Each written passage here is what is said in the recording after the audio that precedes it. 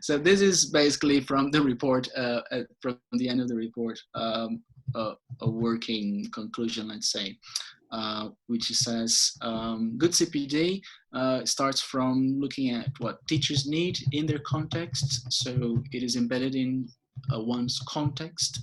It may be a classroom, a school, or a community. It will yield better results when it involves collaboration, and that can be collaboration between schools, between teachers, leaders and teachers, teachers and mentors. Some sort of the social element of development is key in there. That has clear goals, like we said from the start. Objectives may change or may be revised, but having them at the beginning is essential. And thirdly, CPD that is grounded on evidence of what works. Evidence from the ground, from previous experience, but also evidence from research. And then what we've been discussing here, effective CPD ultimately should have an impact on student performance. Whether we can see it or not, or in the short term or the long term, that is the main aim.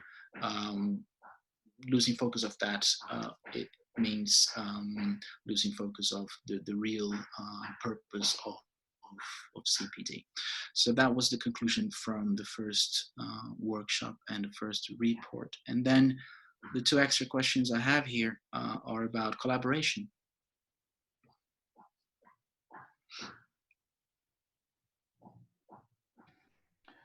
Yeah, that first one is very interesting, isn't it? Because some of the work that some people have done, our colleagues in Colombia, for example, is precisely looking at that, this idea of collaborative expertise. That I think we can say that one of the reasons why we started this project was because we thought that a lot of what was being done in CPD in English language teaching, for example, was not being sort of shared or wasn't reaching the school sector, the non-English language teaching sector, and vice versa. And so this idea of teachers, policymakers, school leaders from different countries, but also from different areas and different subjects coming together to share knowledge, I think is very important. It stops this reinvention of the wheel, and we can learn so much from doing that, I think. I don't know I know you have a particularly strong view on that, Catalina, as well. I don't know if you want to add anything. Well, I think you've expressed it very well, Graham. So nothing a lot more to add. I just think that definitely, as you point out, it was one of the reasons why we engaged in this joint cross-SBU initiative to really explore this as, from an audience-led kind of approach. We are talking about teachers. So irrespective of subject, teachers will go through the same process, will need the same kind of development, professional development, with, of course, their subject specific area, but beyond that, there are many common elements. So I agree with you. I think this is essential, and we have a richness in terms of the expertise that we have in English, and we have been gaining more expertise as well on the side of non-English sector and CPD. So it is interesting that we can do that crossover with our own projects, with our own participants, in our own experience, with our own teams. Just exchanging views and learning from each other is an opportunity that perhaps we're not using as much as we can.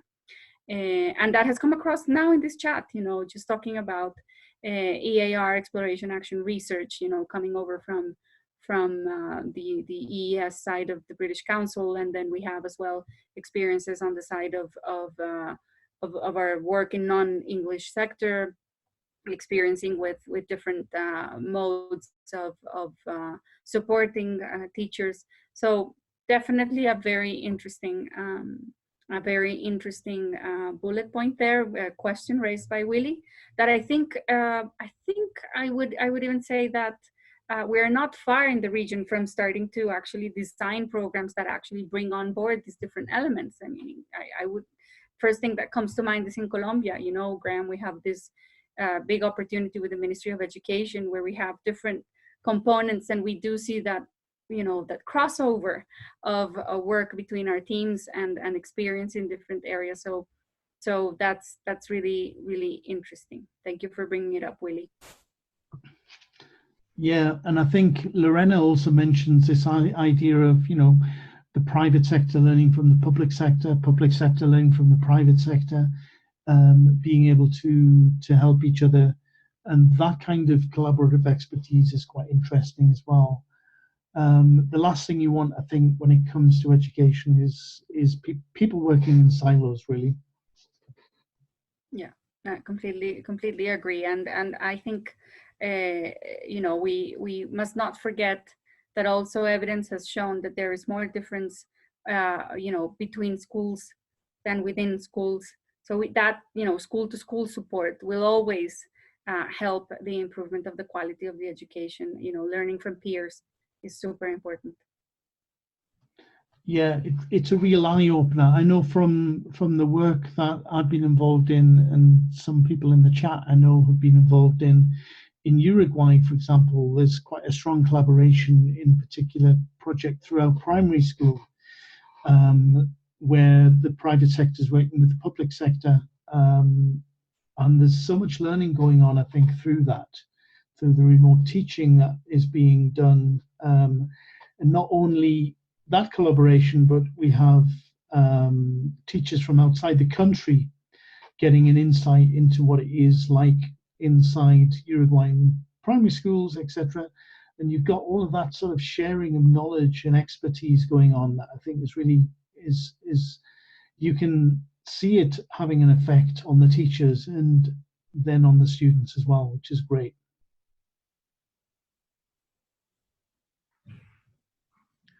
Great.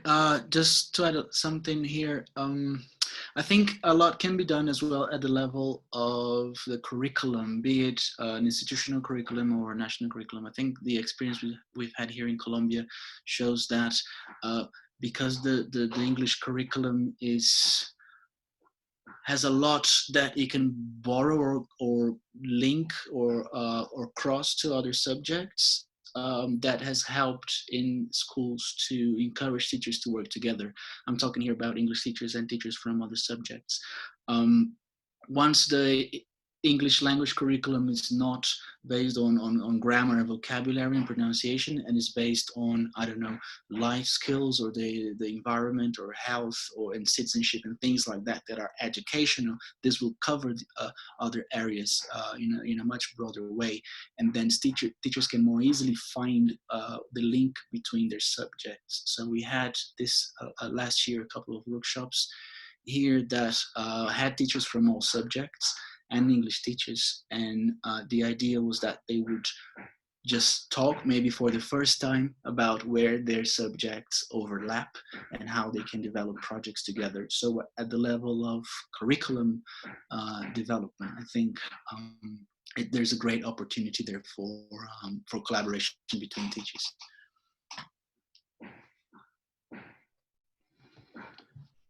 Definitely. So we're coming up to the end of the hour. I think we can wind things up. If anyone has any final comments, then please leave them in the chat. I know you've been all shy to speak to us, but that's fine. We really appreciate some of the comments, well, all of the comments and questions that you've put into the chat, which has helped us reflect. What we'll probably do is we'll take some of these questions and comments and feed them into our Slack community of practice as well, where we're hoping that, you know, you'll all take the opportunity to join us there and continue the conversation. We really feel quite strongly that there's so much that we can learn by sharing together, sharing our knowledge, sharing our comments, our experience. And I think in this way, we can really grow and learn what it is in the Americas about CPD that we need to continue improving on and how we can do that. So I think I'm going to say goodbye to everyone. Thank you very much for coming. Thank you to my co-hosts for participating in this great project with us. This is the first of 3 webinars. Keep an eye on the webpage. I think the next one correct me if I'm wrong, is in about 2 weeks or so. Yeah, I'll double check. Okay. We hope you can come and join us. If you would like to more actively participate in the next webinar, where we'll be looking at the results and the questions that emerge from our workshop in Brasilia, then please let us know in Slack. If you want us to address any specific questions or look at any focus on anything as well, then that's the place to share. And I can see Willy's saying that it's March the 5th is the next webinar. Hope you can join us. Thank you very much for coming. That's all I'm going to say. Over to you two if you want to say anything. Yeah, thank you all for coming. Just reinforcing Graham's message. We hope to see you in the next webinar. I know we have an overrepresentation, I think, of Colombian colleagues here. You might be interested in hearing about what happened in Brazil. So join us in the next webinar. Thank you for coming. And we're really happy that the conversation was rich. Thank you for participating in the chat. It was very active, even if you were shy in terms of interacting orally with us. But thank you so much. Thank you very much, everyone, for joining us, and hope to see you soon in our next webinar on the 5th of March. Okay, bye everyone. Bye, everyone.